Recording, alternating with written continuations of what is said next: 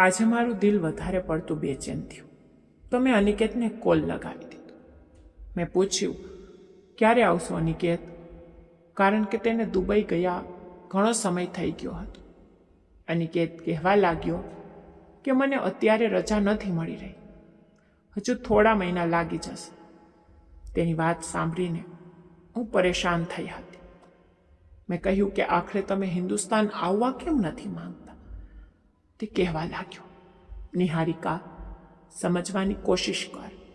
આપણા ઘરની હાલત ત્યારે જ સારી થઈ શકે જ્યારે હું મહેનત કરીશ. અને જો હું આ રીતે રજાઓ લઈને આવતો રહ્યો તો મારી નોકરી જતી રહેશે. થોડા દિવસ ધીરજ રાખ, હું જલ્દી જ પાછો આવીશ. જો હું અત્યારે પોતાના ખર્ચ હિન્દુસ્તાન આવું તો એટલા પૈસા લાગી જશે કે આપણું આખું બજેટ બગડી જશે. કંપની તરફથી રજા મળશે અને તે જ મને હિન્દુસ્તાન મોકલવાનો ખર્ચ પણ ઉઠાવશે. મારી રજાના પૈસા પણ નહીં કાપે. અનિકેત મને પોતાની પરેશાની જણાવી રહ્યો હતો. મારું દિલ ઉદાસ થઈ ગયું, પણ હું છતાં જીદ કરવા લાગી કે કાંઈ વાંધો નહીં, પોતાના પૈસા લગાવીને અને રજા લઈને આવી જાઉં. અનિકેત કહેવા લાગ્યો, જો આટલા પૈસા હિન્દુસ્તાન આવવામાં લગાવી દઈશ તો ઘર કેવી રીતે ચાલશે? થોડા મહિના રાહ જોઈ લે. અનિકેતની વાત સાંભળીને હું ચૂપ થઈ ગઈ. લગ્નના 1.5 મહિના પછી જ અનિકેત દુબઈ ચાલ્યો ગયો હતો અને હવે અમારા લગ્નને 2 વર્ષ થવા આવ્યા હતા અને હું તેની રાહ જોતા જોતા પાગલ થઈ રહી હતી. નવા લગ્નને એન્જોય કરવાના મારા બધા સપના તૂટીને રહી ગયા હતા. કેટલા સપના સજાવ્યા હતા કે હું મારા પતિ સાથે દરેક જગ્યાએ ફરવા જઈશ, અમે પ્રેમભરી વાતો કરીશું, એકબીજા પ્રત્યે મોહબ્બતનો ઇઝહાર કરીશું. દરેક રાત મારી અનિકેતની બાહોમાં પસાર થશે, પરંતુ બધા સપના કાચની જેમ તૂટીને વિખેરાઈ ગયા હતા. અનિકેત પણ દુબઈથી પોતાની બેતાબીઓ જણાવતો રહેતો હતો. દરેક વખતે એ જ વાતો કરતો, હવે હું નથી રહી શકતો, બસ જલ્દી જ હિન્દુસ્તાન આવી જઈશ. તો મને પણ આશા જાગતી હતી કે જલ્દી જ અનિકેત પાછો હિન્દુસ્તાન આવશે. મગર રાહ જોતા જોતા 2 વર્ષનો સમય પસાર થઈ ગયો હતો અને અનિકેત હજુ સુધી પાછો આવ્યો નહોતો. તે દરેક વખતે કોઈ નવું બહાનું બનાવીને મને ટાળી દેતો હતો. મારું દિલ બહેલાવવાની કોશિશ કરતો કે નિહારિકા, વાત સમજવાની કોશિશ કર. મારા માટે પણ આસાન નથી તારાથી અને ઘરવાળાઓથી આટલું દૂર રહેવું. મગર પરદેશમાં રહેનારાઓ માટે કમાણી કરવી આસાન કામ નથી હોતું. માલિકોની વાત માનવી પડે છે. જો તેમની વાત ના માનવામાં આવે તો તેઓ નોકરીમાંથી કાઢી મૂકવામાં વાર નથી લગાડતા. તને તો ખબર છે કે આજકાલ કેટલી બેરોજગારી ફેલાયેલી છે. તેમને વર્કર્સની કોઈ કમી નથી. મને કાઢી મૂકશે તો તેમને કોઈ બીજો વર્કર મળી જશે, પણ મારી તો નોકરી જતી રહેશે. તું પોતે જ વિચાર, પછી આપણું ઘર કેવી રીતે ચાલશે? જ્યારે રજા ન મળે તો કેવી રીતે આવું? હું તો લગ્ન પછીથી અનિકેતથી અલગ જ રહી હતી. જેમ તેમ પોતાના દિલને સમજાવીને સમય કાપી રહી હતી. જેમ જેમ સમય પસાર થઈ રહ્યો હતો, મારા માટે મારા પતિ વગર રહેવું વધારે ને વધારે મુશ્કેલ બની રહ્યું હતું. જોકે મારા અને અનિકેતના એરેન્જ મેરેજ થયા હતા, પરંતુ છતાં મારી બધી લાગણીઓ મારા પતિ અનિકેત માટે જ હતી. અને 1.5 મહિનામાં જે પ્રેમ અનિકેતે મને આપ્યો હતો, હું તો તેની મોહબ્બતની દીવાની થઈ ચૂકી હતી. તેના વિના એક પર પણ રહેવાનું વિચારી પણ શકતી નહોતી. પરંતુ અનિકેત 1.5 મહિના પછી જ એવું કહીને ચાલ્યો ગયો હતો કે હું જલ્દી જ પાછો આવીશ અને આપણે આપણું એક અલગ આશિયાનું બનાવીશું. સાસરી પક્ષના લોકોની સેવા કરીને હવે મારું દિલ ભરાઈ ગયું હતું. જો દિલ અંદરથી ખુશ હોય તો સાસરીમાં સેવા કરવામાં પણ મજા આવે છે. પણ ના, પતિ મારી સાથે હતો અને ના તેની મોહબ્બત. નકામી તેમની સેવા કરી કરીને નોકરાણી બનીને બેઠી હતી. ક્યારેક ક્યારેક પિયર જઈને મારા મા બાપ સાથે પણ લડી પડતી. ક્યાં કેવા લગ્ન છે જેમાં પતિ સાથે જ નથી રહેવા માંગતો. તેને બસ કમાવાની ચિંતા છે, પત્નીની પરવા નથી કે તે કેવી રીતે રહે છે. હું લગ્ન પછી માંડ 1.5 મહિના સુધી જ અનિકેત સાથે રહી હતી. હવે તો એવું લાગે છે કે હું હજુ સુધી કુંવારી છું. મારો પતિ પણ દૂર બેઠો મારા માટે ઉદાસ થતો હતો, પણ તેના ઉદાસ થવાથી અને મારી પરવા કરવાથી શું ફાયદો, જ્યારે તે મારી નજીક જ નહોતો રહેતો. તે મને કહેતો કે મને તારી તસવીર મોકલ્યા કર, તને જોઈને મારો થાક ઉતારી લઉં છું. ક્યારેક વિડીયો કોલ કરતો. હું અનિકેતને જોઈને રડવા લાગતી તો તે મને સાંત્વના આપવા લાગતો. કહેતો કે કોશિશ કરું છું, આવતા અઠવાડિયા સુધી રજા મળી જાય તો હું ઘરે આવી જઈશ, તું વધારે પરેશાન ન થા. અનિકેત મને એક નવી આશા અપાવીને આવતા અઠવાડિયા સુધી ફરીથી મારું દિલ તોડી નાખતો હતો, એવું કહીને કે રજા નથી મળી રહી. અનિકેતના ગયા પછી મેં મારી જાતને સજાવવાનું છોડી દીધું હતું, પણ અનિકેતને મારી ઉદાસીની પરવા હતી. જ્યારે પણ ફોન કે વિડીયો કોલ કરતો, મારા ખરાબ દેખાવને જોઈને તેનું દિલ પણ ઉદાસ થતું. કહેતો, નિહારિકા, આ શું હાલત બનાવી રાખી છે તે? એવું લાગે છે વર્ષોની બીમાર હો. પોતાની જાતને સજાવ્યા બનાવ્યા કર, પોતાની નવી નવી તસવીર બનાવીને મારી પાસે મોકલ્યા કર. તેની ફરમાઈશ પર હવે હું મારી જાતને થોડી ઘણી સમજાવવા લાગી હતી. તૈયાર થવા લાગી અને સારી સારી તસવીર ખેંચીને અનિકેત પાસે મોકલવા લાગી હતી. અનિકેત મારી તસવીર જોઈને મારો દીવાનો થઈ જતો હતો. વખાણ કરવા લાગતો તો હું શરમાઈ જતી. હું તો આમ પણ પોતાના વખાણની બહુ શોખીન હતી, સુંદર પણ બહુ હતી, અને નાનપણથી જ મને મારા વખાણ સાંભળવાનો મોટો શોખ રહ્યો હતો. અત્યારે જ્યારે અનિકેત મારા વખાણ કરતો તો હું મારા બધા દુઃખો ભૂલી જતી હતી. તેના વાક્યો પર મારું દિલ બહેલવા લાગતું હતું. મગર મારી સાસુને મારી આ મુસ્કાન પણ રાસ ન આવી. એક દિવસ મને બોલાવીને બોલી, તારો પતિ તો ઘરે નથી રહેતો, તું કોના માટે આટલી તૈયાર થવા લાગી છે? હું એકદમથી ગભરાઈ ગઈ. મેં કહ્યું, મમ્મીજી, અનિકેત વિડીયો કોલ પર વાત કરે છે તો મને વેરાન હાલતમાં જોઈને ફરિયાદ કરે છે, એટલે તેમના કહેવા પર પોતાની જાતને થોડી સજાવીને રાખું છું.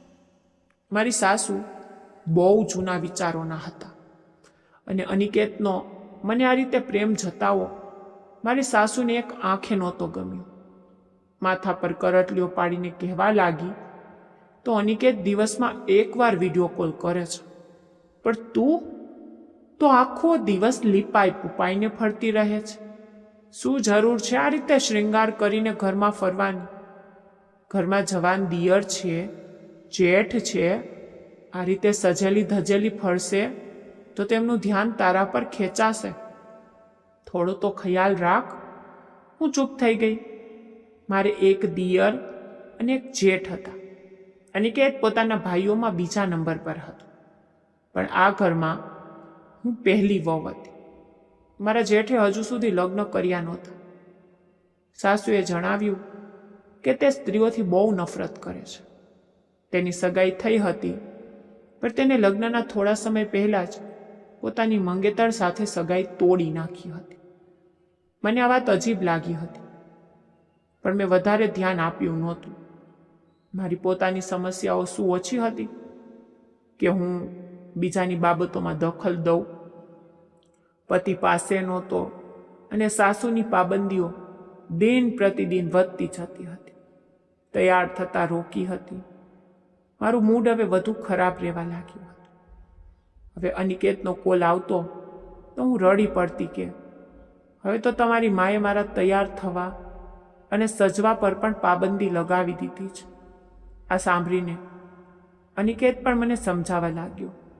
બોલ્યો, તો કંઈ વાંધો નહીં, માં ઠીક કહે છે, તું મારી પત્ની છે, મારી હાજરીમાં તૈયાર રહે તો વધારે સારી વાત છે. ઘરમાં મારા જવાન ભાઈઓ છે, જો તને આ રીતે સજેલી ધજેલી જોશે તો સારું નથી લાગતું. તું એવું કર, હું રાત્રે વિડીયો કોલ કરું છું ને, રાત્રે જ પોતાની જાતને તૈયાર રાખ ને સવારે સાદી હાલતમાં ઘરમાં રહે. અનિકેતની વિચારધારા પર પણ મને દુઃખ થયું હતું. તેને પણ મારા પર વિશ્વાસ નહોતો. હું હલકો ફૂલકો મેકઅપ પણ કરતી તો મારી સાસુ મને ટોકવા લાગતી હતી. હું બહુ સુંદર છોકરી હતી. મેકઅપ કરતી તો વધુ નિખરી જતી હતી. અને સાચું પણ હતું કે મારા દિયર અને મારા જેઠની નજર મારા તરફ ઉઠી જ જતી હતી. અને મારી સાસુને પણ ડર હતો કે ક્યાંક પતિની ગેરહાજરીમાં હું ભટકી ના જાઉં, કારણ કે હું પણ જવાન છોકરી હતી. નવા નવા લગ્ન થયા હતા. એક કુદરતી ઈચ્છા હોય છે લગ્ન પછી છોકરીની પોતાના પતિ સાથે રહેવાની. અને જ્યારે પતિ પત્નીની ઈચ્છાઓ પૂરી ન કરી શકે ત્યારે પત્ની આમ તેમ ભટકી શકે છે. અને કદાચ આ જ ડર મારી સાસુને બેઠો હતો. હું ફેન્સી સાડી પહેરતી તો મારી સાસુ મને તરત જ રોકી દેતી. કહેતી, આ પ્રકારની સાડી પહેરવાનો શું અર્થ છે? ફૂલ બ્લાઉઝ પહેર્યા કર, માથા પર પલ્લુ રાખ, અને કોઈ જરૂર નથી આટલો ફૂલ મેકઅપ કરવાની. ઘરમાં જવાન છોકરાઓ રહે છે અને તને તો બિલકુલ પરવા નથી. તારી બેદરકારી તને એક દિવસ નુકસાનમાં નાખી દેશે. તારા લગ્ન થઈ ગયા છે તો એનો મતલબ એ નથી કે તું જે મરજીમાં આવે તે કરતી ફરે. પરણિત છોકરીએ પણ સાવધાન રહેવું જોઈએ. લગ્નનો મતલબ એ નથી હોતો કે બેદરકારીથી રહેવાનું શરૂ કરી દો. હું પરેશાન થઈ જતી હતી. મને તો લગ્ન પહેલાથી જ સજી ધજીને રહેવાનો શોખ હતો. હું સુંદર હતી, પોતાની જાતને બનાવીને સજાવીને રાખતી હતી. હવે લગ્ન પછી સાસુ મના કરવા લાગી. પતિને ફરિયાદ કરતી તો તે પણ કહેતા કે મમ્મી ઠીક કહે છે. તો હું અનિકેતને કહેતી કે મને પિયરમાં રહેવાની પરવાનગી આપી દો, જેથી હું ખુલીને જીવી શકું.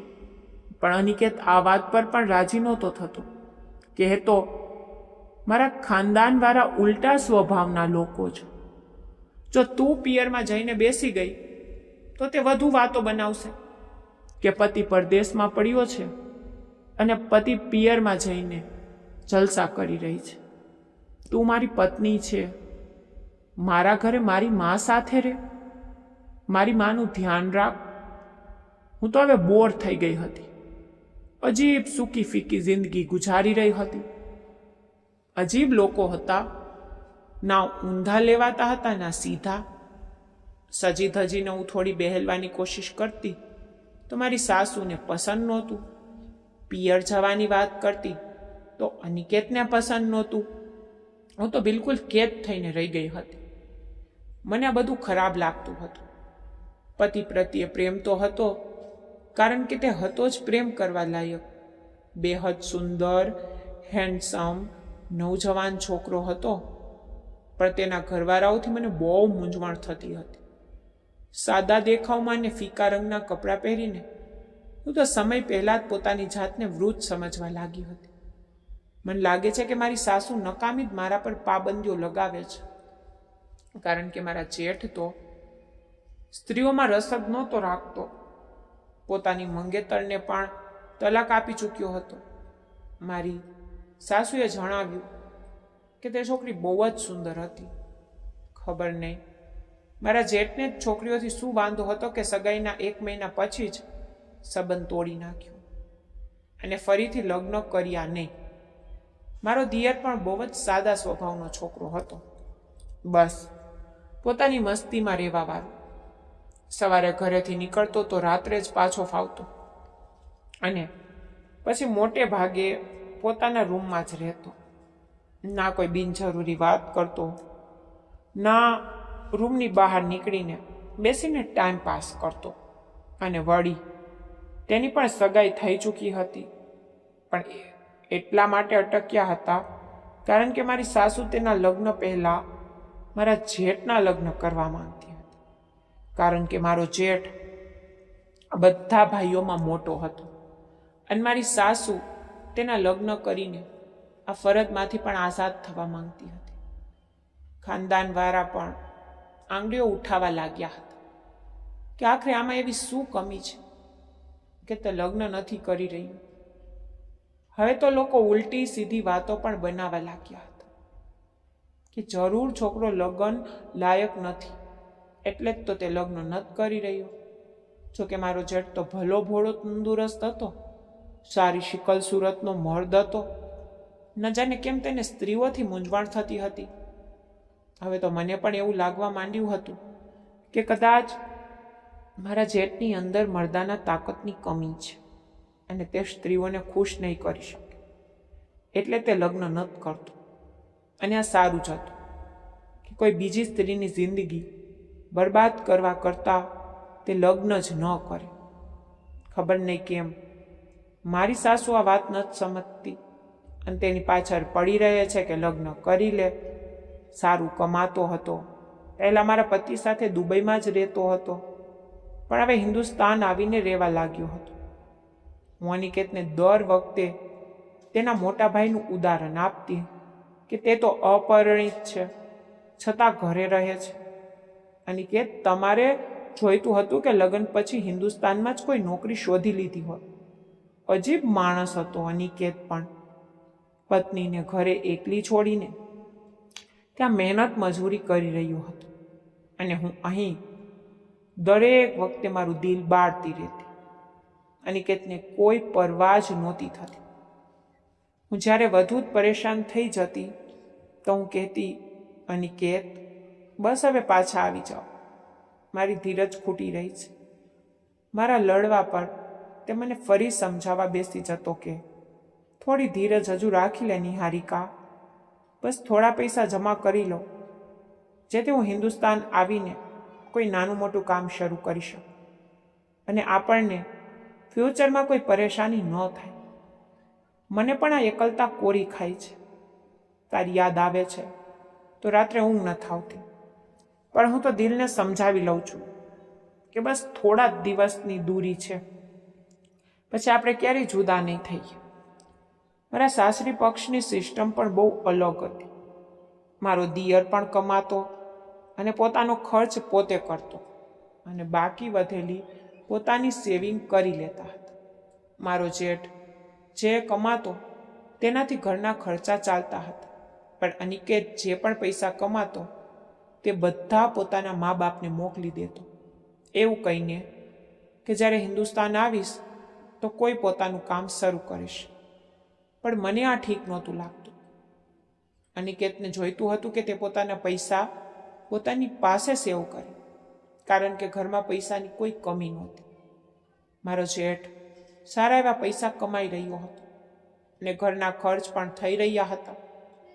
તો પછી ભલા બધા પૈસા પોતાના મા બાપના હાથમાં આપવાનો શું અર્થ હતો?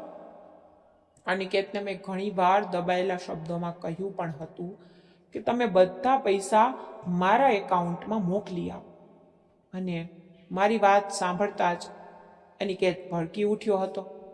કહેવા લાગ્યો, તું તો અત્યારથી જ તારું મારું કરવા લાગી છે.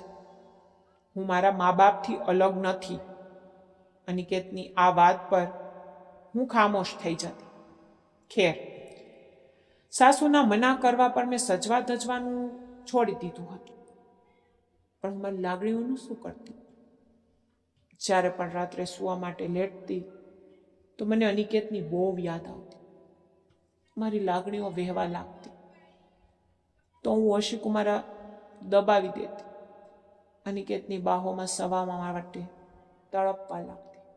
કંટાળીને હું બાથરૂમમાં નવા જતી રહેતી અને જ્યારે કપડાં ઉતારતી તો પોતાનું બદન જોઈને હું હજુ વધુ વહેંચવા લાગતી. હવે મને અજીબ આદત થવા લાગી હતી. હું જ્યારે પણ નાહવા જતી તો પોતાની તસવીર બનાવી લેતી હતી અને તેને જોઈને ખબર નહીં કેમ હું ખુશ થતી રહેતી. હવે તો આ આદત મારી એટલી વધી ચૂકી હતી કે હું મોટે ભાગે મારો સમય બાથરૂમમાં જ પસાર કરવા લાગી હતી અને નહાતી વખતે અલગ અલગ પોઝમાં પોતાની તસવીર બનાવતી રહેતી હતી. હવે તો મારું દિલ કાબુ બહાર થતું જતું હતું અને પછી એક દિવસ લાગણીઓમાં આવીને મેં એવું પગલું ભરી લીધું જે શરીફ સ્ત્રીઓને શોભા ન આપતું. મગર હું મારા સુંદર બદનના વખાણ સાંભળવા માંગતી હતી. હું ઈચ્છતી હતી કે મર્દ મારા આ સુંદર ફિગરના વખાણ કરે અને એટલે જ આ કામ કરતા મને તે સમય બિલકુલ પણ શરમ નહોતી. પણ મને નહોતી ખબર કે આ પગલું મારી જિંદગીમાં શું તોફાન મચાવી દેશે. મારી સાસુ દરેક વખતે મારા પર નજર રાખતી હતી. હું મોટે ભાગે રૂમમાં બંધ રહેતી અથવા બાથરૂમમાં વધુ સમય પસાર કરતી. ત્યારે પણ મારી સાસુને ખટકવા લાગ્યું હતું. તે અવારનવાર મને સવાલ કરવા લાગતી અને મને જોઈને તેમના ચહેરાના હાવભાવ બદલાઈ જતા હતા. એક દિવસ મારો મોબાઈલ ખરાબ થઈ ગયો તો હું એકદમથી ગભરાઈ ગઈ. મોબાઈલ વગર તો મારું ગુજરાન જ નહોતું. પોતાની તસવીર બનાવવાનો જે મને નવો શોખ ચડ્યો હતો ને તે શોખ મારા પર કંઈક વધુ જ હાવી થઈ ચૂક્યો અને તેના વગર હું એક દિવસ પણ રહી શકતી નહોતી. મોબાઈલ ઠીક કરાવવા માટે દુકાન પર આપવો પડતો અને મારા મોબાઈલમાં તો મારી એવી તસવીર હતી કે જો કોઈ જોઈ લે તો હું બદનામ થઈ જાત. અનિકેતનો મારી સાસુના નંબર પર ફોન આવ્યો તો મેં અનિકેતનો મોબાઈલ ખરાબ થવાનું જણાવ્યું. અનિકેત બોલ્યો, તું ચિંતા ન કર, મોટા ભાઈ આમ પણ ઘરના બધા મોબાઈલ પોતાના મિત્રની દુકાને જઈને પોતે ઠીક કરી લે છે. તું પણ સુનિલભાઈને ફોન આપી દે, તે તારો ફોન ઠીક કરી દેશે. મને પણ થોડી શાંતિ થઈ કે ચાલો, મારો જેઠ એ પ્રકારનો મર્દ નથી કે તે મારા મોબાઈલમાં તાકાઝાકી કરશે. મેં સવારે જેઠને ફોન કર્યો, આપ્યો અને તે સાંજે ઠીક કરાવીને લઈ આવી. હું જેઠના રૂમમાંથી મોબાઈલ લેવા ગઈ તો સાસુએ જેઠના રૂમમાંથી નીકળતા જોઈ લીધી અને તે એકદમથી ગભરાઈ ગઈ. મને બોલાવીને સવાલ કરવા લાગી, તું સુનિલના રૂમમાં કેમ ગઈ હતી? મેં તેમને સમજાવ્યા કે મમ્મીજી, મારો મોબાઈલ ખરાબ થઈ ગયો હતો અને તે ઠીક કરવા આપ્યો હતો, એ જ લેવા ગઈ હતી. પણ ખબર નહીં મારી સાસુને દરેક વખતે મારા પર શંકા કેમ રહેતી હતી. મારી સાસુ મને ખરાબ સમજવા લાગી કે છોકરીઓ લગ્ન પછી પતિ વગર પણ ગુજારો કરી લે છે. ઘર ચલાવવા માટે પતિ પરદેશમાં જઈને પૈસા કમાય છે તો તે છોકરીઓ પોતાની સાસરીમાં રહીને જ પોતાના પતિની રાહ જુએ છે અને પોતાની જાતને પોતાના પતિ માટે સાચવીને રાખે છે, પોતાની ઇજ્જતને સુરક્ષિત રાખે છે. તું પણ તારું ધ્યાન રાખ. તારી માં જેવી છું એટલે તને સમજાવવાની કોશિશ કરી રહી છું. સ્ત્રીની ઇજ્જત કાચ જેવી હોય છે. જો એકવાર તેમાં તિરાડ પડી જાય તો પછી તે તિરાડ ક્યારેય ભરાતી નથી. પુરુષોથી હંમેશા દૂરી બનાવીને રાખવી જોઈએ, કારણ કે પર પુરુષ પર જ હોય છે. તારો જેઠ પણ આખરે મર્દ છે અને જવાન છે. તેનાથી વધુ નજીક ના થા, દૂરી બનાવીને રાખ. મને મારી સાસુની આ શિખામણ બહુ ખરાબ લાગી હતી પણ ચૂપ રહી. મગર મારી સાસુની આગલી વાત મને ગભરામણમાં નાખી ગઈ. તે બોલી, તું બહુ અજીબ હરકતો કરવા લાગી છે. ક્યારેક તું સજી ધજીને રૂમની બહાર આવે છે, ક્યારેક તને રૂમમાં બંધ થવાની ઉતાવળ થવા લાગે છે. નાહવા જાય છે તો કલાકો સુધી બાથરૂમમાં બંધ રહે છે. હું મોઢું ફાડીને મારી સાસુને જોવા લાગી. મારી સાસુ આટલી નાની વાતો પણ અનુભવી રહી હતી. હું હેરાન થઈ હતી. આખરે મારી સાસુને મારાથી પ્રોબ્લેમ શું હતું? મારી કોઈ પણ વાત મારી સાસુથી બરદાશ્ત નહોતી થતી. પણ સત્ય તો એ હતું કે મારી સાસુએ દુનિયા જોઈ હતી. તે એક અનુભવી સ્ત્રી હતા. તેમને મારા અંદર ફેરફાર અનુભવાઈ રહ્યા હતા. એટલે તે મને સમજતી હતી. તેમને ખબર હતી કે હું એક જુવાન છોકરી છું અને ક્યાંક હું રાહ પરથી ભટકી ના જાઉં, કારણ કે હું મારા પતિ વગર રહી હતી. અને કદાચ હવે તે સમજવા લાગી હતી કે મારાથી પતિ વગર રહેવાતું નથી. પરંતુ મેં મારી સાસુની વાતોને નજરઅંદાજ કરવાનું શરૂ કરી દીધું. પણ એક દિવસ અનિકેતે મને જણાવ્યું કે મમ્મી હવે હર વખત જીદ કરવા લાગી છે કે બધું કામ ધંધો છોડ અને હિન્દુસ્તાન આવી જા. ખબર નહીં મમ્મીને શું થઈ ગયું છે. પહેલાં તો પોતે જ કહેતી હતી કે એટલા પૈસા ભેગા કરી લો કે પોતાનો કારોબાર શરૂ કરી લો, પછી હિન્દુસ્તાન આવીને સેટલ થઈ જજે. પણ હવે કહે છે કે બધું કામ ધંધો છોડીને હિન્દુસ્તાન આવીને બેસી જા અને અહીં જ કોઈ નોકરી શોધી લે. અનિકેતની વાત સાંભળીને હું હક્કી બક્કી રહી ગઈ. અને અનિકેતની આગલી વાત પર તો મારું મન થયું કે મારું માથું ફોડી લો. મારી સાસુએ અનિકેતને એવું પણ કહ્યું હતું કે નિહારિકા ધીરે ધીરે માનસિક દર્દી બનતી જાય છે. ખબર નહીં તે કેવી ઊંધી સીધી હરકતો કરવા લાગી છે. આ પહેલા કે તું કોઈ મોટું નુકસાન ઉઠાવે, હિન્દુસ્તાન જલ્દી પાછો આવી જા. અનિકેત મને સવાલ કરવા લાગ્યો કે તું આખો દિવસ શું કરતી રહે છે, કે મમ્મીજી પણ હવે ડરવા લાગ્યા છે. હવે હું અનિકેતની વાતનો શું જવાબ આપતી? શરમથી જમીનમાં દટાઈ ગઈ હતી. મારી સાસુ કદાચ મારું રહસ્ય જાણી ચૂકી હતી. મેં રડતા અનિકેતને કહ્યું, તમારી માં મને રૂમમાંથી નીકળતા રોકે છે, કારણ કે ઘરમાં જુવાન દિયર અને જેઠ રહે છે. હવે હું રૂમમાં બંધ રહેવા લાગી છું તો પણ તમારી માં મારા પર શંકા કરવા લાગી છે. હું એકલી રૂમમાં પડી રહું છું, કોઈ ગુનો તો નથી કરી રહી. મને કહી દો પછી હું શું કરું? ના ઘરમાં સજી ધજીને ફરું, ના પિયરમાં રહું, ના રૂમમાં બંધ રહું. આખરે કરું તો શું કરું? હું ગુસ્સાથી ફાટી પડી હતી. ગુસ્સાની તેજ તો હું લગ્ન પહેલાં જ હતી. મારી મા પણ મારી આ વાતથી ડરી જતી હતી કે ગુસ્સામાં મને કંઈ દેખાતું નહોતું. ના હું સામેવાળાનો કોઈ લિહાઝ કરતી, જે મોઢામાં આવે તેવી બદતમીઝી કરી જતી હતી. અને લગ્ન પછી પતિની દૂરીએ તો મને વધારે ચીડચીડી બનાવી દીધી હતી. અને પછી મારા દિલમાં ચોર હતો, એટલે હું ડરી પણ ગઈ હતી.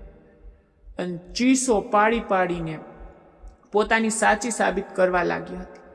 મારા રડવા પર અને ચીસ પાડવા પર અનિકેત થોડો ગભરાઈ ગયો અને સફાઈ આપવા લાગ્યો. કદાચ મમ્મીને કોઈ ગેરસમજ થઈ હશે.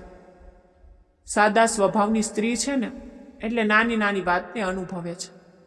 તેમની વાત પર વધારે ધ્યાન ના આપો. હું અનિકેત સાથે લડવા લાગી. તો પછી જલ્દી હિન્દુસ્તાન આવી જાઓ અથવા મને મારા પિયર મોકલો. હવે મારો આ ઘરમાં દમ ઘૂટેક છે. અનિકેત પણ પરેશાન થઈ ગયો હતો. તે પોતાની માને ફોન કરીને મનાવવા લાગ્યો કે નિહારિકાને રોકટોક ના કરે. તે પહેલાથી જ મારા વગર પરેશાન રહે છે, એકલતાનો શિકાર છે. અને પછી તે દિવસ પછી મારી સાસુએ મને રોકટોક કરવાનું છોડી દીધું હતું. પરંતુ તેમની નજરો હજી પણ હર વખત મારી આસપાસ ફરતી રહેતી. મને સાસુના બદલાવ પર નવાઈ લાગી હતી. આ 2 વર્ષોમાં હું મારી સાસુને એટલી તો સમજી ગઈ હતી કે તે કોઈના પર્સનલ મામલામાં દખલ દેતી નહોતી. હું પણ જ્યારથી પરણીને આ ઘરમાં આવી હતી, મારી સાસુએ હંમેશા મારી સાથે સાવધાન અંદાજમાં જ વાત કરી હતી.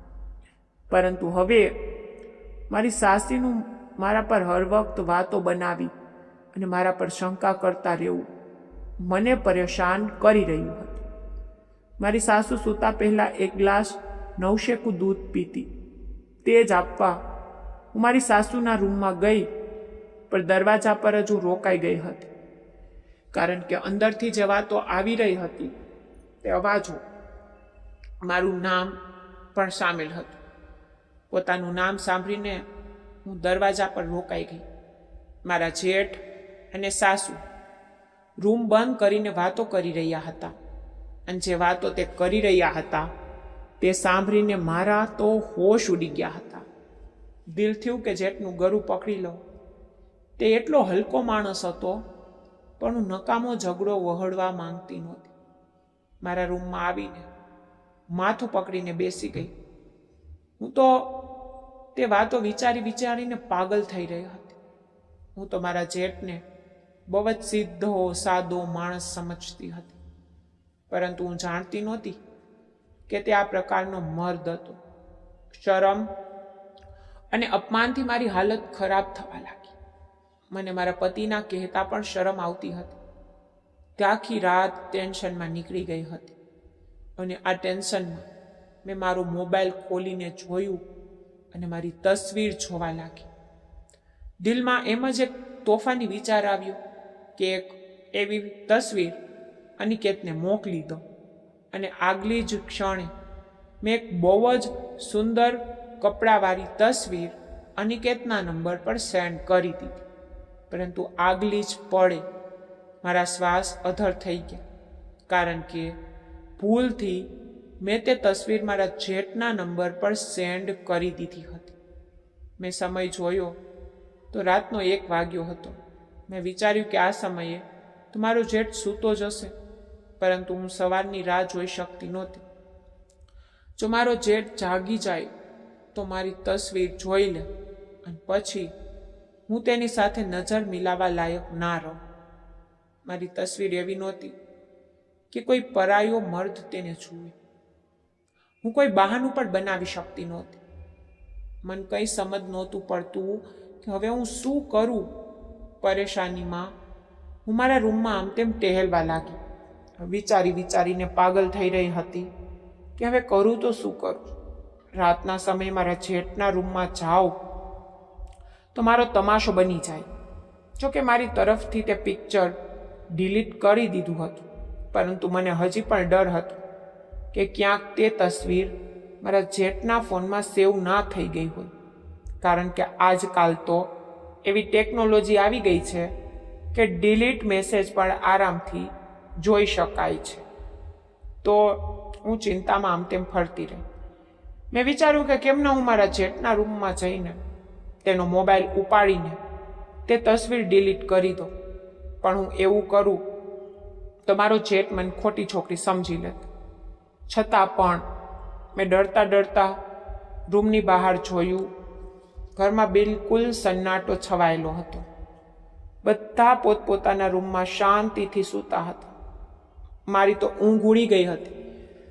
જ્યાં સુધી હું મારા જેઠના મોબાઈલમાંથી મારી તસવીર ડિલીટ ના કરી લઉં ત્યાં સુધી મને ચેન ના પડે.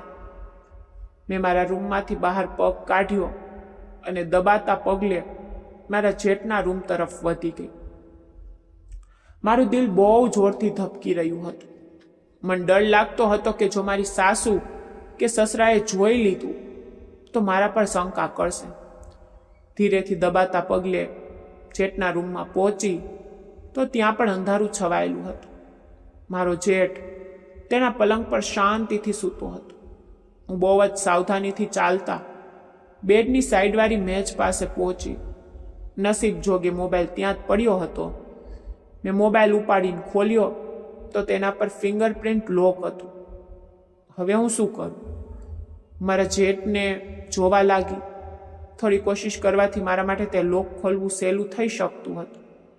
ઊંઘમાં પડેલા મારા જેઠની નજર નજીક આવી અને તેનો અંગૂઠો મોબાઈલની સ્ક્રીન પર લગાવ્યો તો તરત જ મોબાઈલનો લોક ખુલી ગયો. મેં જલ્દીથી હાથ ચલાવતા મારી તસવીર ડિલીટ કરવા માટે ફોટોનું ફોલ્ડર ખોલ્યું, પણ તે ખોલતા જ મારા માથે આખા ઘરની છત પડી ગઈ હતી. કારણ કે મારા જેઠના મોબાઈલમાં મારી તે એક તસવીર જ નહીં, પણ ના જાણે કેટલી તસવીરો અને વિડીયો હતા જે જોઈને હું હેરાન રહી ગઈ હતી. આ એ જ બધા વિડીયો અને તસવીરો હતી જે હું એકલામાં બનાવતી હતી, અને તે તસવીરોને મારા સિવાય હું કોઈને બતાવવા વિશે વિચારી પણ શકતી નહોતી, કારણ કે તે તસવીરો એવી નહોતી કે મારા સિવાય કે અનિકેત સિવાય તેમને કોઈ ત્રીજી વ્યક્તિ જુએ. હું ફાટી આંખે મારા જેઠનો મોબાઈલ જોઈ રહી હતી. મારા હાથ ખરાબ રીતે ધ્રુજવા લાગ્યા. તસવીરો જોઈને મને એક પળ લાગી એ ઓળખવામાં કે મારા જેઠે તે તસવીરો ક્યાંથી મેળવી હતી. પોતાનું રહસ્ય ખુલી જવા પર મારા રૂવાણા ઊભા થઈ ગયા હતા. હું તો એવું વિચારીને જેઠના રૂમમાં આવી ગઈ હતી કે જેઠને સ્ત્રીઓમાં રસ જ નથી. મને પણ કોઈ ખતરો નહીં હોય, પરંતુ અહીં તો મારા જેઠનો મોબાઈલ મારી અશ્લીલ તસવીરોથી ભરેલો હતો. મારા જેઠની જે હકીકત મારા પર ખુલી રહી હતી, મને બહુ મોટો આંચકો લાગ્યો હતો. તે દિવસે તે મારી સાસુના રૂમમાં બેસીને મારી સાસુના કાન ભરી રહ્યો હતો કે તમારી વહુ રૂમમાં બંધ થઈને ખોટા કામ કરે છે, તેની ચાલ ચલગત ઠીક નથી, ના જાણે આ છોકરી કયા ચક્કરમાં પડી ગઈ છે. માં, તમે ખોટી છોકરી પસંદ કરી છે. તમારે છોકરીની સુંદરતાની સાથે સાથે તેના ચરિત્રની પણ સારી રીતે તપાસ કરવાની હતી. તે સમયે હું મારા જેઠના આ શબ્દો સાંભળીને હેરાન રહી ગઈ હતી. મને ગુસ્સો પણ બહુ આવ્યો હતો. હું સમજી નહોતી શકતી કે મારો જેઠ મારા વિશે આવી વાતો કેમ કરી રહ્યો હતો, કારણ કે તે સમયે મને ખબર નહોતી કે મારો જેઠ મારા બંધ રૂમ અને બાથરૂમની બધી હકીકત જાણી ચૂક્યો હતો. પરંતુ હવે તેના મોબાઈલમાં મારી તસવીરો જોઈને હું બધું જાણી ચૂકી હતી કે તે મારા વિશે બધું જ જાણે છે. મારું દિલ હવે ડરથી કાંપવા લાગ્યું હતું. હજી હું તે બધી તસવીરો ડિલીટ કરવા જ માંગતી હતી કે મારો જેઠ ઊંઘમાંથી જાગી ગયો. મને પોતાના રૂમમાં જોઈને હેરાન થયો. મારા હાથમાં પોતાનો મોબાઈલ જોયો તો ઝપટીને તેને મોબાઈલ મારા હાથમાંથી લઈ લીધો. ગુસ્સાથી બોલ્યો, મારા રૂમમાં આ વખતે શું કરી રહી છે? મને જેઠ પર બહુ ગુસ્સો આવ્યો. મેં કહ્યું કે મારી તસવીરો કેમ બનાવી? હું આ ઘરની વહુ છું. કેવો બેશરમ મર્દ છે કે પોતાની ભાભીની આવી તસવીરો મોબાઈલમાં રાખેલી છે. મારો જેઠ મજાક ઉડાવવાના અંદાજમાં હસ્યો હતો. પછી કહેવા લાગ્યો, મેં કોઈ તસવીર નથી બનાવી, તું તારા રૂમમાં હોય છે. કેવી રીતે હું તારી તસવીર બનાવી શકું? આ તસવીર તો તે પોતે બનાવી છે, ઉલટાનું તે જ મને આપી છે. મને મારા જેઠના સફેદ જૂઠાણા પર ગુસ્સો આવ્યો હતો. હું વળી તેને મારી આવી તસવીરો કેમ આપું? મેં કહ્યું, જો જે પણ થયું, હવે એવું કર, આ બધી તસવીરો તારા મોબાઈલમાંથી ડિલીટ કરી, નહીંતર હું બધાને કહી દઈશ. પરંતુ મારા જેઠે બહુ બેપરવા અંદાજથી ટેબલ પર રાખેલા ગ્લાસમાં પાણી રેડ્યું અને ઘૂંટણે ઘૂંટણે પીવા લાગ્યો. મને તેના અંદાજ પર ગુસ્સો આવ્યો હતો. મેં કહ્યું, તને સંભળાતું નથી? અત્યારે જ મારી સામે બધી તસવીરો ડિલીટ કર. પરંતુ મારા જેઠે જે કહ્યું ને તે સાંભળીને હું હેરાન રહી ગઈ હતી. કહેવા લાગ્યો, હું આ તસવીરો ડિલીટ નહીં કરું. પછી તેને મને એક એવી વાત કહી કે હું નજર ચોરાવી ગઈ. બોલ્યો, તું જાણે છે કે આ તસવીરો મેં ક્યાંથી લીધી છે? અને હું તારા પતિને આ બધું કહી દઈશ. તેને કહીશ કે તું એક ખોટી સ્ત્રી છે, તું અમારા ઘરમાં રહેવાને લાયક નથી. તે મને ધમકાવા લાગ્યો અને આરામથી પોતાના બેડ પર તકિયાના ટેકે બેસી ગયો હતો. આ બધી તસવીરો મારા મોબાઈલમાં સેવ રહેશે. મેં તેને ધમકાવા માટે કહ્યું કે મને કોઈ પરવા નથી. મારો પતિ બધું સાચું જાણે છે કે આ તસવીર મેં મારા મોબાઈલમાં બનાવી હતી અને કોઈ પણ પુરુષ સાથે મારા સંબંધ નથી. મારા બહાના પર મારો જેઠ મારી તરફ જોઈને હસ્યો હતો. પરંતુ આ તસવીરો મારી પાસે કેવી રીતે પહોંચી? હવે તું જૂઠું નહીં બોલી શકે. તેણે પોતાનો મોબાઈલ બતાવ્યો. મારો મોબાઈલ ઠીક કરતી વખતે મારા જેઠે તે તસવીરો મેળવી હતી. આ જોઈને મારો પતિ પણ વિશ્વાસ ના કરત. મારી સાસુ તો પહેલાં પણ મને ખોટી સમજતી હતી. હું રડવા લાગી. મારા જેઠને વિનંતી કરવા લાગી કે મારી તસવીર ડિલીટ કરી દે, બદલામાં જે માંગશે તે હું તને આપીશ. તે બોલ્યો, મારે કંઈ નથી જોઈતું, મારા રૂમમાંથી અત્યારે જ નીકળ. મારા જેઠે મને ધક્કો મારીને રૂમમાંથી કાઢી મૂકી. હું રડવા લાગી હતી. હું તો વિચારી ચૂકી હતી કે આ તસવીરો ડિલીટ કરવા માટે મારો જેઠ જે કહેશે તે બધું જ કરી દઈશ. જો તે મારી સાથે રાત વિતાવાની વાત પણ કરત તો હું તે પણ કરી લેત. તે સમયે મારી વિચારવાની બધી શક્તિઓ ખતમ થઈ ચૂકી હતી. મને દેખાતું હતું તો બસ મારી તે તસવીરો, જે હું કોઈ પણ કિંમતે નહોતી ઈચ્છતી કે આ રહસ્ય મારા પતિ અનિકેત સામે આવે. જો તે રહસ્ય અનિકેત સામે આવી જાત તો તે મને છૂટાછેડા આપી દેત, અને એટલે જ હું મારા જેઠની દરેક વાત માનવા તૈયાર હતી, જાયઝ કે ના જાયઝ દરેક રીતે. પરંતુ મારા જેઠે તો મને ધક્કો મારી રૂમમાંથી કાઢી મૂકી હતી. તેને ખરેખર સ્ત્રીઓમાં રસ નહોતો. જો એવું હોત તો તેને આ સુંદર તક હાથમાંથી જવા ન દીધી હોત. હું રૂમમાં આવીને રડતી રહી. હવે મારો જેઠ સાવધાન થઈ ચૂક્યો હતો. મને તસવીરો ફરી ડિલીટ કરવાની તક ના મળી. જોકે મેં ઘણીવાર કોશિશ કરી કે તેનો મોબાઈલ લઈને હું તસવીરો ડિલીટ કરી દઉં, પણ મારો જેઠ આ તક મને આપતો જ નહોતો. હું હર વખત મારા જેઠની પાછળ પાછળ ફરવા લાગી. તેને વિનંતી કરતી કે મારી તસવીરો ડિલીટ કરી દો, પણ દર વખતે તે મને ના પાડી દેતા અને ગુસ્સાથી મને તેના રૂમમાંથી કાઢી મૂકતો. અનિકેતની કોલ આવતી તો હું ખોવાયેલી રહેતી. તે મને વારંવાર પૂછતો કે આખરે તને શું થયું છે. હું તેને શું જવાબ આપતી? એક દિવસ મેં વિચાર્યું કે મારે અનિકેતને સત્ય કહી દેવું જોઈએ. આવી રીતે ક્યાં સુધી ડરી ડરીને જીવતી રહીશ? સચ્ચાઈ અનિકેતની સામે આવવાની જ હતી, આજે નહીં તો કાલે. જો હું ના જણાવત તો મારો જેઠ અનિકેતને બધું કહી દેત. આ પહેલા મારે મારી રીતે જ આ સચ્ચાઈ અનિકેતને કહી દેવી જોઈએ. મેં ડરતા ડરતા અનિકેતને જણાવ્યું કે અનિકેત, મેં મારા મોબાઈલમાં કેટલીક તસવીરો બનાવી હતી. મારી આ વાત પર અનિકેત હસ્યો હતો. કહેવા લાગ્યો, તો શું થયું? તારો મોબાઈલ છે અને મોબાઈલથી ફોટો ખેંચવા કોઈ ખોટી વાત તો નથી ને? મેં ડરતા ડરતા કહ્યું, પણ અનિકેત, તે તસવીરો કંઈક અલગ છે. મારો મતલબ છે કે મારે આવી તસવીરો ખેંચવી જોઈતી ન હતી. તે તસવીરો મેં બાથરૂમમાં નહાતી વખતે બનાવી હતી. અનિકેત તો આ વાત સાંભળીને ભડકી ઉઠ્યો હતો. કહેવા લાગ્યો, અત્યારે ને અત્યારે તે બધી તસવીરો ડિલીટ કર. શરીફ સ્ત્રીઓના આ કામ નથી હોતા. મોબાઈલ તો ક્યારેય ચોરી પણ થઈ શકે છે. તે આ પ્રકારની તસવીરો તારા ફોનમાં કેમ રાખી છે? ભૂલથી કોઈના હાથમાં આવી ગઈ તો તારી બધી તસવીરો વાયરલ થઈ જશે. આપણે કોઈને મોઢું બતાવવા લાયક નહીં રહીએ.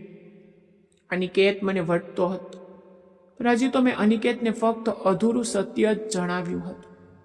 આખું સત્ય નહીં જણાવ્યું હતું કે હું આ તસવીરો મારા મોબાઈલમાં બનાવતી કેમ હતી.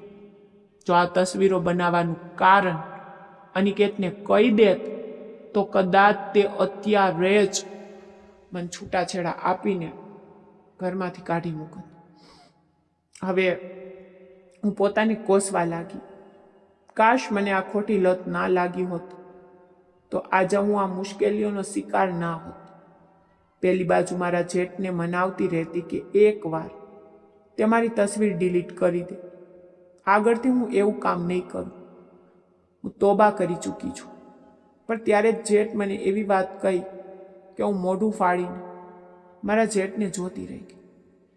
મારા જેઠનો હેતુ જાણીને મારી આત્મા કાપી ઉઠી હતી. વારંવાર મારા જેઠની પાછળ પાછળ ફરવું, છુપાઈ છુપાઈને તેના રૂમમાં આવવું જવું મારી સાસુની નજરમાં પણ આવી ગયું હતું. મારી સાસુના પણ હોશ ઉડી ગયા હતા. બોલી, વહુ, કયા ચક્કરમાં રહેવા લાગી છે? અમારા ઘરના આવા રિવાજ નથી. તારો જેઠ કુંવારો મર્દ છે, તેના ખાલી રૂમમાં વારંવાર કેમ જાય છે? સાસુની વાત સાંભળીને હું હેપતાઈ ગઈ હતી. મારી પાસે કોઈ બહાનું નહોતું, કારણ કે મારી સાસુએ ક્યારેય પણ મને જેઠની જવાબદારી આપી જ નહોતી. મારી સાસુ પોતાના દીકરાઓની જવાબદારીઓ જાતે જ પૂરી કરતી હતી.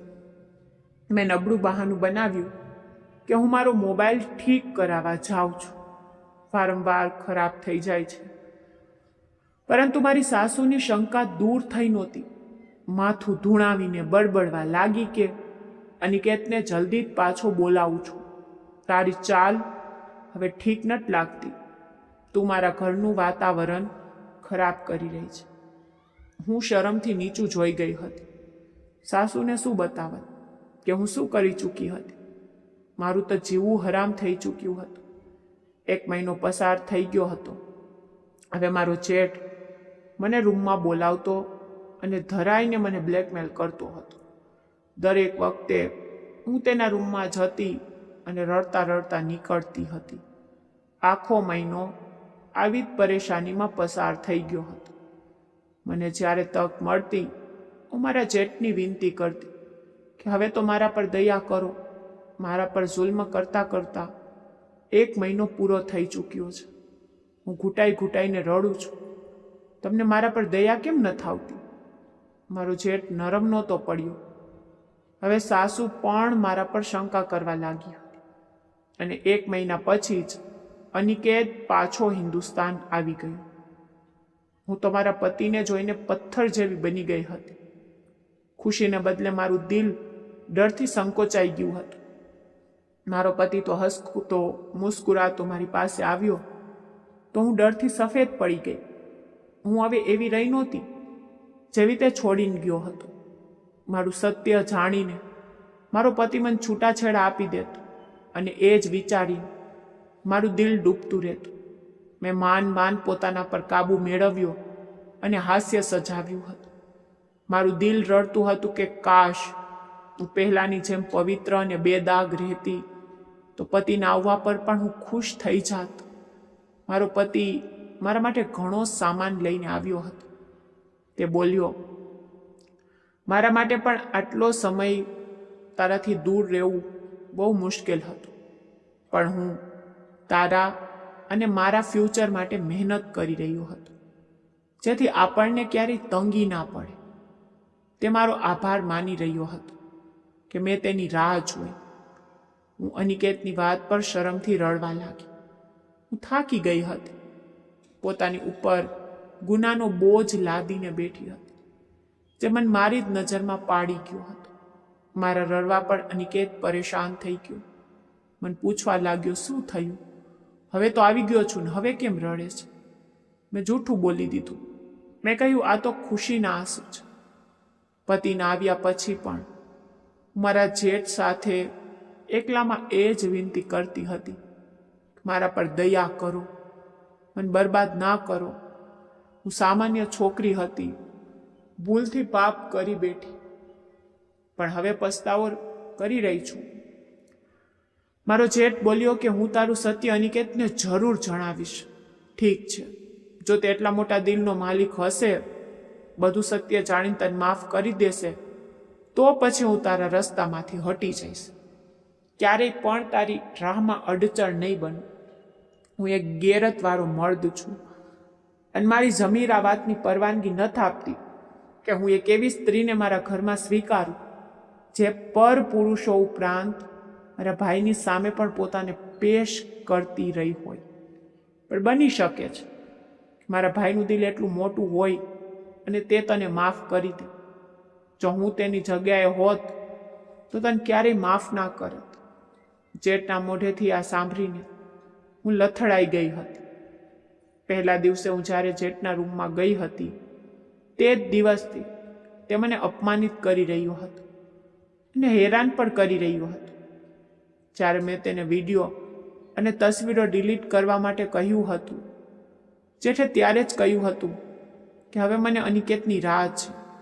હું તેને તારું આ કારનામું જરૂર બતાવીશ.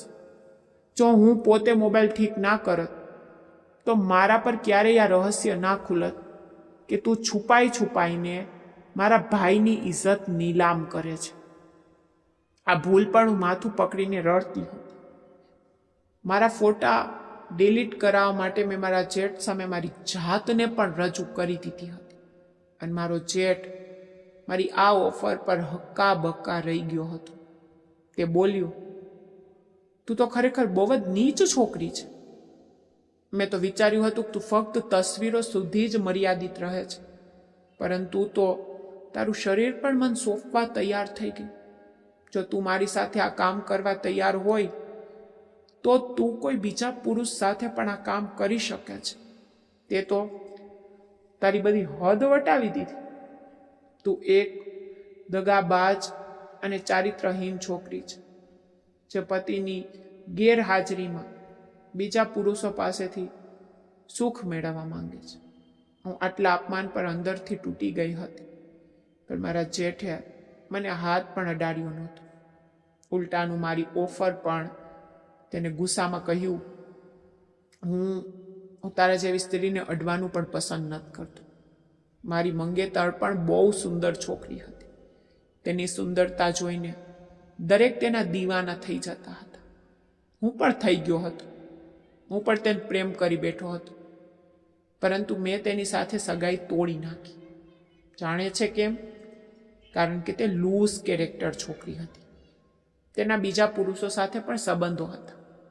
મને ત્યારથી જ સ્ત્રીઓ પ્રત્યે સખ્ત નફરત છે. શું અમે ભાઈઓના નસીબમાં આવી જ સ્ત્રીઓ રહી ગઈ હતી? હું મારા ભાઈના ઘરમાં આવી ચરિત્રહીન સ્ત્રી બિલકુલ સહન નહીં કરું. મારો ભાઈ ત્યાં પરદેશમાં તારા એશો આરામ માટે રખડપટ્ટી કરી રહ્યો છે અને તું અહીં તેની ઇજ્જત ખરાબ કરી રહી છે. જેઠે મારી પાસે કોઈ રસ્તો છોડ્યો નહોતો.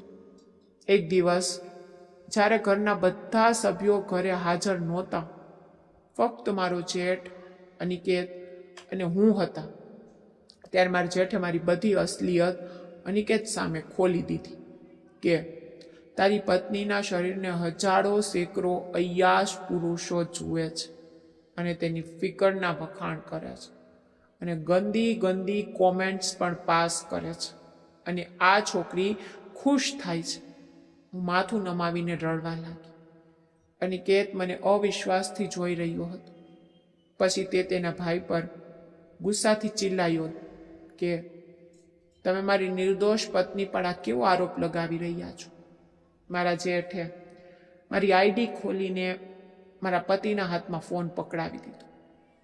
મારો મોબાઈલ ઠીક કરતી વખતે જ્યારે મારા જેઠે મોબાઈલ ખોલ્યો ત્યારે બધો મોબાઈલ ચેક કર્યો અને મારી આઈડી પણ જોઈ લીધી હતી અને તેના સ્ક્રીનશોટ લઈને રાખી લીધા હતા. હું તો મારી બાજુથી આઈડી ડિલીટ કરી ચૂકી હતી, પણ તે સ્ક્રીનશોટ પુરાવા હતા. હું રડવા લાગી. મારા પતિ પાસે મારી ભૂલની માફી પણ માંગી કે મારાથી ભૂલ થઈ ગઈ. હું હવે મારી આઈડી ડિલીટ કરી ચૂકી છું. મને માફ કરી દો. ફરીથી આવી ભૂલ નહીં કરું. હું રડતી રહી, વિનંતી કરતી રહી, પણ અનિકેત તે મને ધક્કો મારીને ઘરની બહાર કાઢી મૂકી. હું રડતા રડતા માના ઘરે આવી ગઈ. હું એક નાનકડી ભૂલથી મારું આખું ઘર બરબાદ કરી ચૂકી હતી. મારી માએ જ્યારે સચ્ચાઈ સાંભળી તો તેમણે પણ મને જ ખરાબ ખોટું કહ્યું કે કોઈ પણ પુરુષ એ સહન નહીં કરે કે તેની પત્ની તેના સિવાય બીજા કોઈને પોતાની સુંદરતા બતાવે, અને તે તો હદ જ કરી દીધી. હવે મને જિંદગીથી નફરત થઈ ગઈ હતી. અનિકેત વગર જીવવાનું હું વિચારી શકતી નહોતી. ટાઈમપાસ માટે હું એક ખોટી હરકત કરી બેઠી હતી કે કદાચ આ રીતે હું એકલતાનો શિકાર નહીં બનું, પણ પોતાની જાતને બરબાદ કરી ચૂકી હતી. જિંદગીથી કંટાળીને મેં મારા હાથની નસ કાપી નાખી. હું હવે જીવવા જ માંગતી નહોતી, પણ કદાચ હજુ જિંદગી મારા પર મહેરબાન હતી. જ્યારે હોશ આવ્યો ત્યારે હું હોસ્પિટલ રૂમમાં હતી. અનિકેત મારી સામે જ બેઠો હતો, પણ તેના ચહેરા પર ગુસ્સો હતો. અનિકેતની પાછળ મારો જેઠ પણ ઊભો હતો. હું નજર ચોરાવી ગઈ અને આંસુ વહીને ઓશિકામાં સમાવા લાગી. મેં કહ્યું, અનિકેત, હું હવે જીવવાને લાયક પણ નથી. મેં તારું માન તોડ્યું છે. મેં તમારી રાહ જોઈ પણ પોતાનું મન બહેલાવા માટે ખોટા રસ્તે ચાલી નીકળી હતી. મારે આવું નહોતું કરવું જોઈતું. તમારો નિર્ણય તમારી જગ્યાએ સાચો છે. મારા જેવી સ્ત્રીને તમારે તમારી જિંદગીમાં ન રાખવી જોઈએ. અનિકેતે મારો હાથ પકડી લીધો અને કહેવા લાગ્યો કે તે તારો પ્રેમ અને તારી ઇજ્જત મારા દિલમાં ઓછી કરી દીધી છે, પણ તેમ છતાં સુનિલભાઈના સમજાવવા પર હું તને એક મોકો આપવા માંગુ છું. પણ યાદ રાખજે કે જો ભવિષ્યમાં જરા પણ ભૂલ મારી નજરમાં આવી તો તે દિવસ મારી જિંદગીમાં તારો છેલ્લો દિવસ હશે. અનિકેતના આટલા મોટા દિલ પર હું હેરાન થઈ ગઈ હતી. તેણે મને માફ કરી દીધી હતી, મને એક મોકો આપ્યો હતો. અનિકેત બહાર ગયો, પણ મારો જેઠ રૂમમાંથી બહાર ન ગયો. તે મારા બેડ પાસે આવ્યો અને કહેવા લાગ્યો, નિહારિકા, મેં અનિકેતને ફક્ત તારી તસવીર અને તારી આઈડી વિશે જણાવ્યું હતું. અનિકેતને એ ન જણાવ્યું કે તું તારા ફોટા ડિલીટ કરાવવાના ચક્કરમાં તારી જાતને મારી સામે રજૂ કરી ચૂકી હતી. જો આ સચ્ચાઈમાં અનિકેતને કહી દીધી હોત ને તો કદાચ અનિકેત તને ક્યારેય ન અપનાવત. પરંતુ મેં સચ્ચાઈ અનિકેતને નથી જણાવી. આશા રાખું છું કે તું ફ્યુચરમાં ક્યારેય આવી ભૂલ નહીં કરે. તારી સચ્ચાઈ મેં એટલા માટે અનિકેતને ના કહી કારણ કે આજ સુધી તે જે પણ કર્યું તે ફક્ત તસવીરો સુધી સીમિત હતું. તેના સિવાય તે ક્યારેય કોઈ બીજા પુરુષ સાથે કોઈ ખોટા સંબંધો નહોતા રાખ્યા. પૂરી જાણકારી એકઠી કર્યા પછી જ મેં આ સચ્ચાઈ અનિકેતથી છુપાવી હતી. તું અત્યારે પણ ફક્ત અને ફક્ત મારા ભાઈની છે. પણ યાદ રાખજે, જે દિવસે મને તારા પર શંકા થઈ, હું પોતે બધી સચ્ચાઈ અનિકેતને કહીને તને તેની જિંદગીથી દૂર કરી દઈશ. મેં જેઠનો આભાર માન્યો હતો. મારો જેઠ ખરેખર બહુ જ સારો માણસ હતો. મેં મનોમન ભગવાનને પ્રાર્થના કરી હતી કે તેની જિંદગીમાં એક બહુ જ સારી અને વફાદાર છોકરી આવે.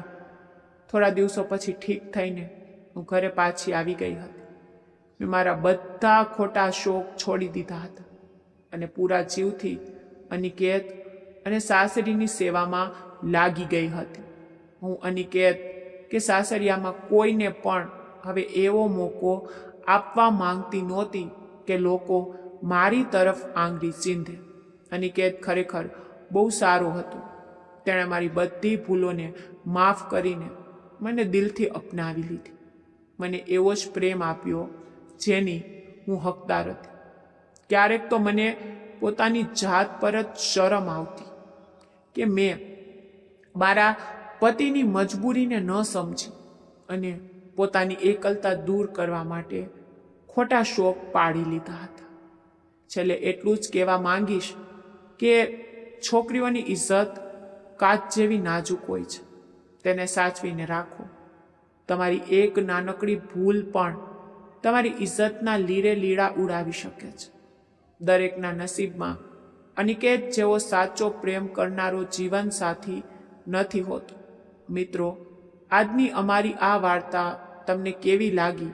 પસંદ આવી હોય તો પ્લીઝ લાઈક કરજો. રોજ એક નવી વાર્તા સાંભળવા માટે અમારી ચેનલને પણ સબસ્ક્રાઈબ કરજો. ધન્યવાદ.